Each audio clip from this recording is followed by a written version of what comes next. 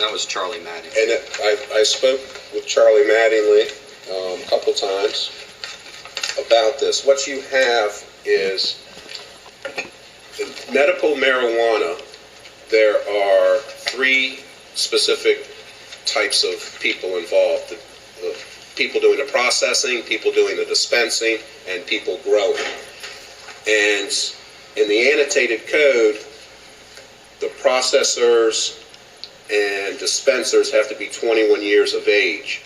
The annotated code does not speak on the age of the growers, but there is a provision in the annotated code that says the Maryland Marijuana Medical Commission will create rules and regulations. So there's a whole section in COMAR that has put that a grower must be 21 years of age. And Mr. Mattingly, who was involved in the one up in Mechanicsville, I guess is also looking to become a grower. And he's over 18, over 21. Isn't he? Yes, he is, but he's looking at people that he would hire. He says that if he has a growing operation, it would be... It goes to employees? Yes, that's what it is. A dispenser, a person that works in a dispensary, or a person that works as a processor has to be 21 years or older. And the Maryland Medical Marijuana Commission has said that anybody associated as a growing agent must be 21 years or older. And what Mr. Mattingly, I don't know if he made it or not, he's supposed to be here. What Mr. Mattingly proposes is that they're looking at having this operation that would employ up to 100 people, and he looks at it as an economic driver for, what farmers can now get into, right? And so he would like to see farmers be able to, for young adults be able to get into it.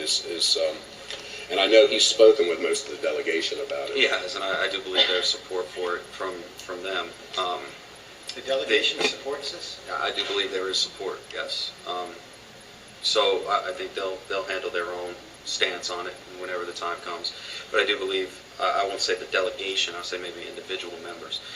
The thing for me about this is doing the research on it, it was forecasted to by far lower profits. They didn't see that this was going to happen, but in Maryland, it's a $100 million industry already. We're looking at it from different angles with the marijuana, and we're looking at it from the hemp. Plus, at the federal level, legislation is currently in the works that changes the schedule. So if the state is currently decriminalized or has medical marijuana, changes it from a Schedule 1 to a Schedule 3, which opens up various different portions of the industry. But also from the farming side, as Mr. Mattingly said, when we're looking at how the dynamics are changing between the hemp side and the marijuana side, this generation is what is the I would say the easiest work for bang for the buck, that I can go and do. They don't want to go work on the farm from 3 a.m. until, sun up till sundown. Anyway, so that's how it was presented to me. I think that where he's coming from with it is a logical business decision, and that's why I brought it forward. I don't think we should miss the boat on $100 million of industry based on employees. I think the licensed grower should be 21 or older. Now, if somehow we word it so that the workers can be 18. Well, that's what this targets, is the lower the age of the... Okay, so you can put the cannabis grower in St. Mary's County as 21. If you look at the article here, it talks about a grower. Yeah. And that should be made at 21 or older. Well, I think have assistant grower or...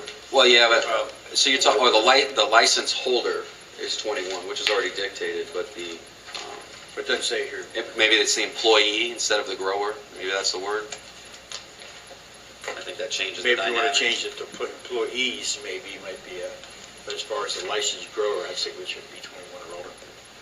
I mean, he does plan on bringing these jobs and keeping them in St. Mary's County. So that's the big thing here, is where we're going with it. That's my understanding. He's looking at 100 to 200 people to employ in the next year or two. I mean, of course, I'm not going to try and put his next business ventures and all the deep conversations I had, but he's doing big things with partners that are going to allow good things in St. Mary's County as far as jobs are concerned. So,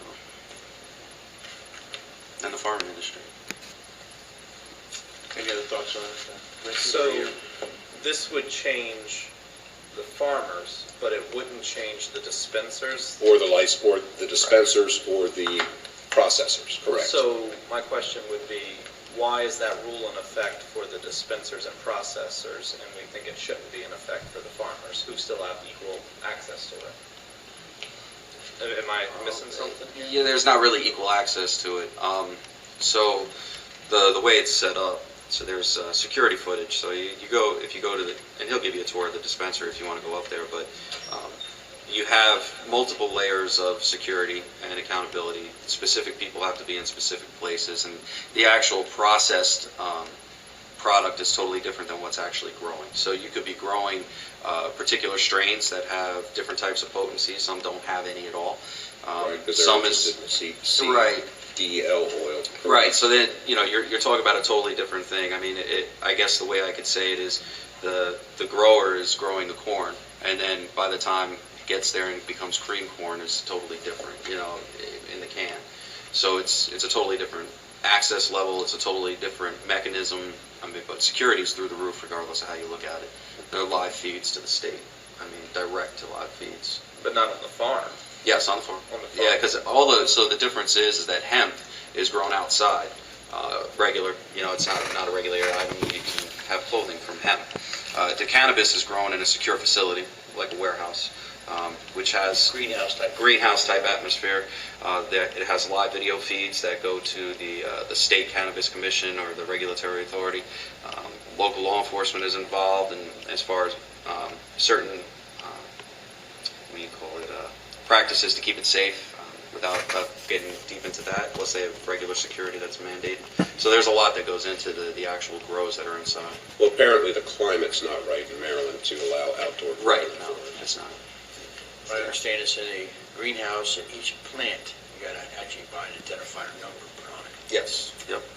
Yeah. So there's a different level. I mean, when you're processing it, you're turning it from one thing to the other, and then when you're dispensing it, you're actually it's been weighed, it's been accounted for, and you're breaking it down. There's pass-through windows. There's lots of scales and you name it that goes into it. I mean, without getting into the backroom operations, but it's quite complex.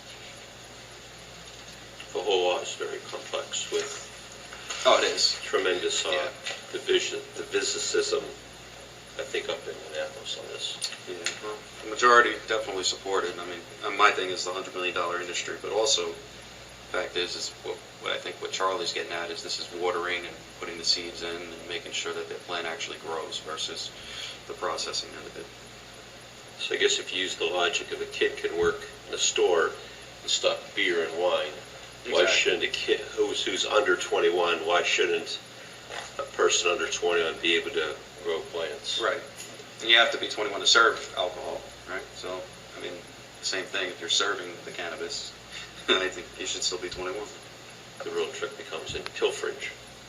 Oh, yeah, well, you could pilfer a can of beer the same way. A little bit different. Either way. The 3 years is I'm a no. So, I think with the change of the employees, that Commissioner Guy recommended on the farm is good, but the Establish a grower, grower license at 21 Right. or more. Yeah. And, but the workers on the farm, that can be less than 21. I have no problem with that. So and this will be a statewide bill. it's going to anyway. happen. It's going to happen in the state. It's going to happen. Yeah. So anyway, And starting, yes or no? No. No. I want to see how Annapolis deals with this before I jump on it. So no? I'm going to be a no for now. Okay. I'll be a yes. Now, yes too, but Bill is killed then at this time. 3-0. Well, Thank you for your I'd be time. careful with that language for Charlie because the bill's not killed. It's a The bill's not statewide killed. bill. It's a statewide bill, yeah. It's just that they won't get a letter of support from the commissioners. Well, I want to say that. I think that the opportunity exists, as it has in past years, as bills move through the General Assembly. The delegation has afforded the commissioners in the past the opportunity to weigh in as the game plays itself out. As they need support and everything, yes. So I think as we look at this and other things in the future, we should, I will remain very open-minded to where we go. Just because today is a no does not mean that as things progress and the legislation opens itself up more in Annapolis, we get more knowledge. That, as they said in Farmer College, knowledge is good, so we can make a better vote. That's fair. I agree with that. Okay, I agree with that too. And- Well, this is just tentative right now. We're not, Preliminary. And just to these bills aren't written yet, they'll come back to us. This is just our first hit on this, you might say. I mean, and just to clarify, because the question was asked, why did I vote no on the other alcohol beverage board bills?